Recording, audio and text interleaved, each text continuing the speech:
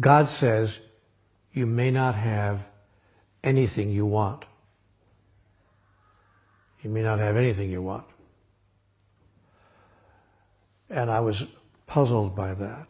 And I said, well, I don't understand. I thought that when you want something, when you need something, when you are hoping for something, you go to God and you ask for it. God said, no, you don't understand how the system works. You don't understand how the system works. Or that even that there is a system. But here's how the system works. Everything you could ever ask for, you could ever have now, or ever ask for in the future, you already have right now. You already have all of it. You simply are not experiencing it. Because everything that has ever happened is happening now, and ever will happen is happening right now.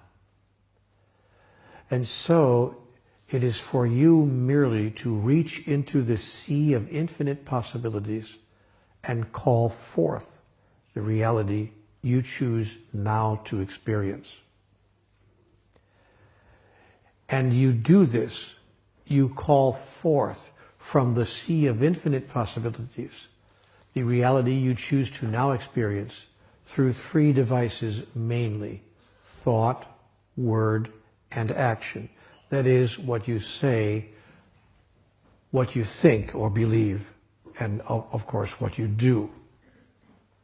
Now, if what you say is, please give me what I need today to survive, you will have a struggle acquiring what you need today to survive, because the statement comes from a deep underlying thought that you do not now have that, or you wouldn't be asking for it. It is that underlying thought, what Conversations with God calls the sponsoring thought, that has a huge influence on the creation of your moment-to-moment reality.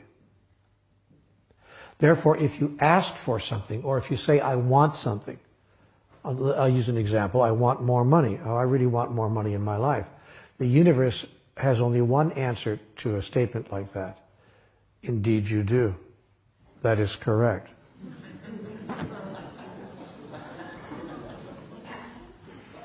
See, the universe only says yes. Now, when you understand that, please forgive me, I know this is very elementary to most of us, but just to lay the groundwork, the universe has a universal response to every thought, and the universal response is yes. See, God only knows one word, yes.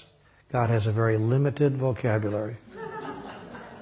God says yes, yes, yes. Yes to what? Yes to whatever you think, say, or do. God says yes. Now the good side of that is, the positive side is that God never says no. The bad side of that is, for those who don't know how the system works, God only says yes. So if you say, I am sick and tired of my life going like this, God says yes, that's true. I want more money. God says, indeed you do. Yes, that's true.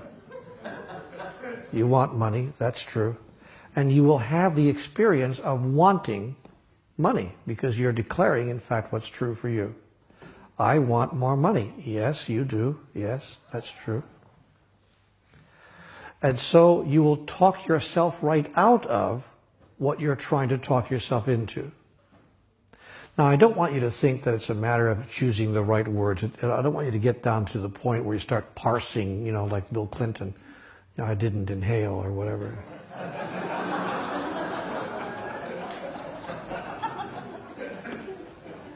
I don't want you to feel that you got to start parsing the language and worrying about every single syllable that you utter that proceeds from your mouth. But you do need to look deeply at the sponsoring thought, that is, at the foundational idea from which your words emerge. That you do need to look at. Or to put it another way, if you're coming from lack and from a thought that there's not enough, and couldn't I please have more, You are having to overcome in the first instance your thought that there's not enough, which is very difficult to overcome because it's your foundational thought. Now, one might argue, and your friend would argue, but Neil, that's all very sweet and good, except when a person's entire experience is that there's not enough, how could they have any thought other than that? How would you expect them to have another thought when their whole experience, the evidence of their own eyes, is that there is not enough? To which a master would reply, as all masters have, each in their own way, each in their own time, judge not by appearances.